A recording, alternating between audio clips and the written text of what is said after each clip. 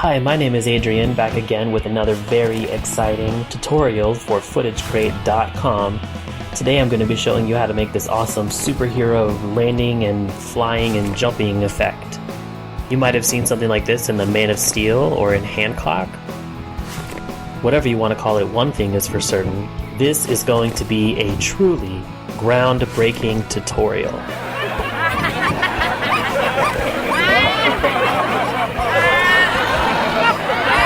So here's the two pieces of footage that I'm going to start us off with. I've kind of filmed this in an unorthodox way because I'm going to add some fake camera motion to this. So this is shot on a tripod. It's just some footage of me unathletically running into frame, doing a pathetic jump, and running out of frame. And then the second bit of footage I have, it's kind of the same thing but from a different angle. Look at this jump, look at this. Get about 4 inches of air, and then I walk off like it's the best thing in the world. Yeah, I did that. Don't worry, we're gonna fix this, to an extent. Let's pull those two pieces of footage into a new composition, and we're actually going to increase the width of this composition quite a bit, and we're gonna add just a little bit more time to it. So I wanna try to stitch these together so it looks like one shot. I run out of this frame and then I enter the other frame. So first, let's get these lined up. So I'm gonna move this first one over to this side, and the second one we'll bring onto the top. Bring the opacity down a little bit so we can try to line up this blue building here. Alright, that looks okay. You'll see the perspective is off on the edges, but right here in the middle it actually does kind of line up. So we lucked out there. We're going to take advantage of that. So let's make a mask. Bring that opacity back up. And as you can see, that's already pretty much seamless, but we're going to add a bit of a feather to it. Perfect. So now timing. Let's look at the second one, and let's just find the point where I enter the frame. It's about here, and let's line it up with the first one where I start to exit the frame. Try to get these two ghosts to be in the same spot. There we go, so we can switch over at that point. Alright, that's jarring, but we're going to fix it. Duplicate this second one, find a point where I'm not in the frame at all, and we're going to freeze this to make it a clean plate. So right click, come up to time, freeze frame. We can drag those points out. And let's bring that under the one that is not frozen. Okay, and we need to kind of add another mask to it like this so it's not covering up our track star here. Change that mask to a subtract. Bring it in, bring it in. Definitely gonna have to feather it out. And let's also duplicate our first layer. Find a point when I'm not in the frame at all. Come up to time, freeze frame, and we got a clean plate for that footage as well. So here's what we've got so far. It's a little bit silly looking. There is a pop right here that happens. That's a bit jarring, but I promise you that's going to become much less noticeable in the final edit. Alright, so now what we want to do is we're going to select footage number 1. We're going to find the point where I'm at the highest point in my jump. And of course this is going to look better if you can actually jump, which I cannot. So I'd say that's it right there. We're going to drag the endpoint in so it begins right there. Now I just kind of appear. We're going to do the same thing except the opposite to the other plate. When I reach the best, coolest pointing look in my jump, we're going to just trim it off. Alright, back to number 1. We're going to take this frame here. We're going to duplicate that layer. We're going to right click, come up to time, hit freeze frame, grab our pen tool, and we're going to mask this guy out. Look at my cool arms flying like a chicken. Alright, there we go. Now let's move our anchor point to a place that makes sense. So you want to hit this button here, that's the pan behind tool. Then you can grab the anchor point and just move it here.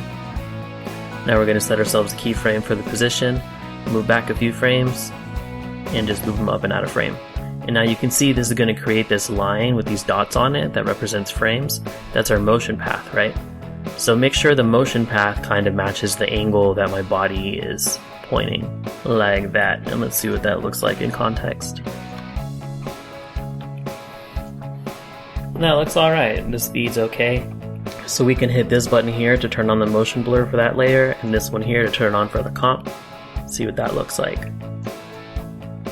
Cool, just adds a little bit of motion blur.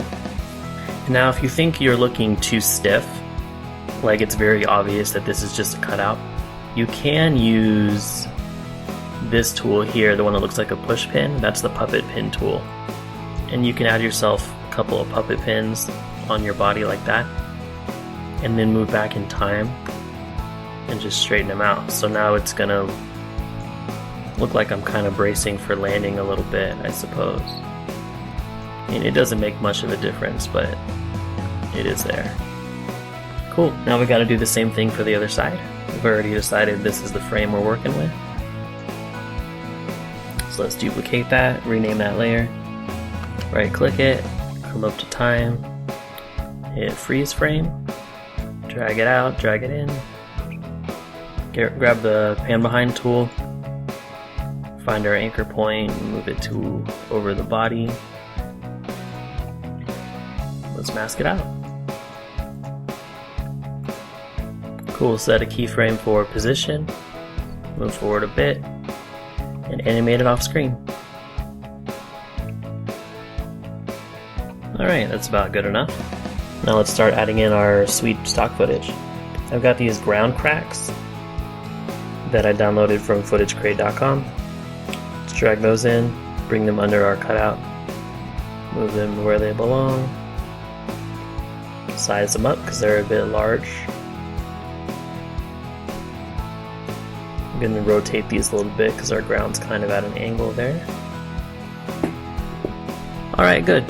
The cracks are there, but they're way too slow for this, which is good. Sometimes you're going to need these to be slower, so it's better to have your footage slower than faster, but we're going to need to speed this up definitely. So let's right click it, come up to time, and enable time remapping. We're going to grab this last keyframe and just pull it in a lot, like that. Cool, that's about right. The color on these is less than perfect though. Let's add a curves adjustment to it. We'll use these actual cracks in the ground here as reference. You can see we need to add a little bit of warmth to these, so we'll pull up the red. These are kind of like yellowy too. To make yellow, you just add red and green, so we need to pull up our green a little bit too. Maybe take out some blue. And some more red. Alright, yeah, that looks better. Let's put a fast blur on it of like 1, maybe 2. And you know what else we can do? Since this is like some really straight lines here, and these are more jagged looking, before our fast blur we can add a turbulent displace. And let's turn the size way down. The amount, mess with that, make it more, make it less. Let's see how that looks with the fast blur. I think we can also stand to take down our opacity a little bit. Alright, that's looking like it fits more in the scene to me. Let's also go ahead and add some debris.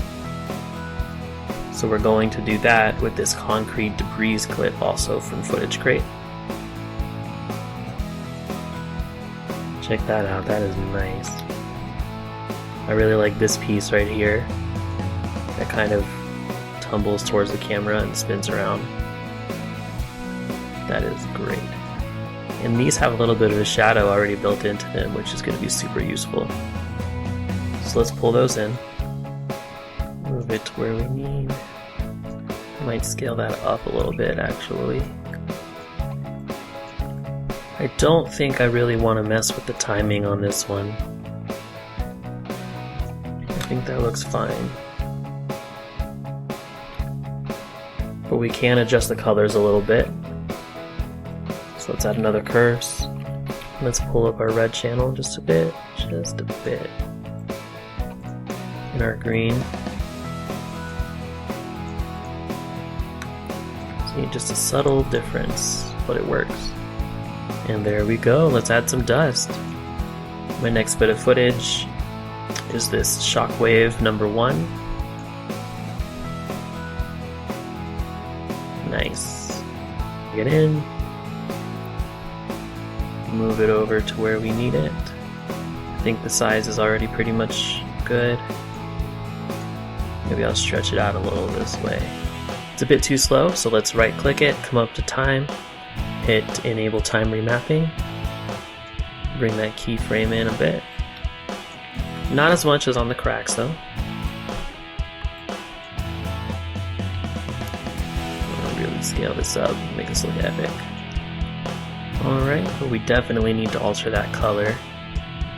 Let's bring in our curves again, drop that on the shockwave, brighten it up. It might be looking a little bit green. Maybe we can pull some green out. No, bad idea. No, very bad idea. Maybe try adding some red. Just a tiny bit. See what we need to do with the blue. I think the blue was fine. Alright, that works for me. That looks pretty good, I think. And now we can actually just duplicate all 3 of these effects together, and we can bring them over in time and reuse them for our landing as well. Drag them over to the right spot. It's good, but our rotation's off. Let's just rotate those a little bit.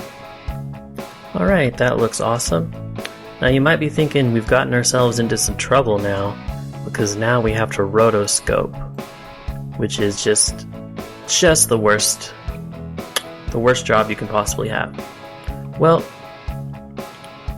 not necessarily. We might be able to get away with actually not rotoscoping very much at all. Let's duplicate our first bit of footage. We're going to bring it up to the very top. Let's trim it down to the parts where our stock footage is actually obscuring our brilliant actors. So it starts here and ends about there. That's the very last problem frame, I think. And let's pre-compose that. Call it roto, move all the attributes to the new composition, and open up that new composition. So I'm actually different enough from the background that I think we can get away with doing this with some keying instead of rotoscoping. It's gonna be messy, but it's gonna work. Let's try this. So let's duplicate it. Let's add a key light. And we're going to select the color of these jeans. We're going to change our viewing mode to screen matte so we can see this black and white image. It's a representation of what's being keyed out and what's not. We can up our clip black value, bring our clip white down. Okay, we've got some really ugly edges, but this is pretty much our rotoscoping done. So we can use that as a luma matte. And to that luma matte, let's add our fast blur to kind of clean the edges up a little bit. Okay, so it looks really ugly in here, but in context, since we're just dropping it over the same thing, like the correct edges exist in our original footage. So it's actually not too bad, and we just saved ourselves some time, didn't we? So let's take that whole composition and drop it into a new one, call this one main comp, and change our dimensions to something that we want our final output to look like. Okay, and let's reposition this thing so we can see where I come into frame. We're gonna go back, kind of follow me up like this, and at the point where I kind of take off, we'll add another keyframe. Move forward in time to when I'm gonna be done running. Move it over like this, move forward in time to the point where I take off, add another keyframe, and then follow me off screen. Sweet, looks good. We can easy ease those. And here's what that looks like so far.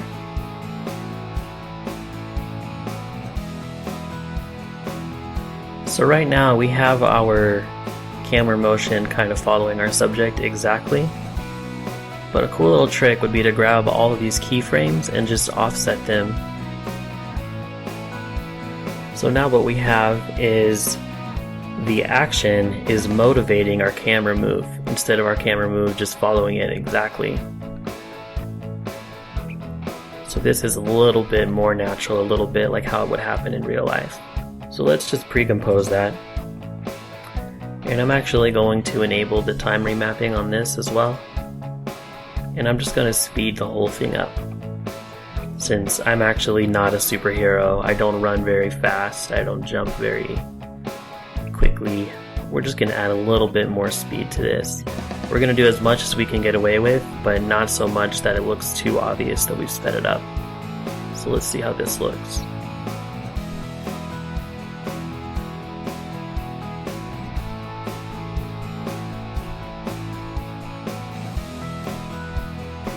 Alright, I do have one final trick for you. Let's just pre-compose this thing again. And I'm going to show you how to add realistic handheld camera shake to this in a very easy way. Now you wouldn't want to do this if you're actually doing this for like a short film or something and it doesn't match the style of the rest of your film. But if you like it and you think it'll help you, then here it is. All you gotta do is you just grab your camera and you just hold it and you just film your wall. You just need something with some good points of contrast on it, right? Let's add a new null object. You just hit track motion. We're going to track the position and the rotation. And just grab 2 points that are far away from each other and just do it. Hit edit target, make sure it's your null object. Hit apply. Parent your composite to your null object. Now this is going to go off frame a bit. So let's add some new keyframes to the position to just kind of keep it where we want it. Kind of counteracting what we just did. Okay, and let's scale it up a little bit.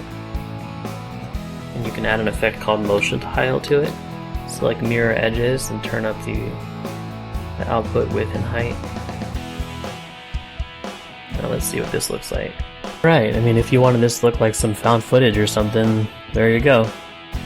And that brings another tutorial to a close. I hope you all enjoyed it. I certainly enjoyed making it.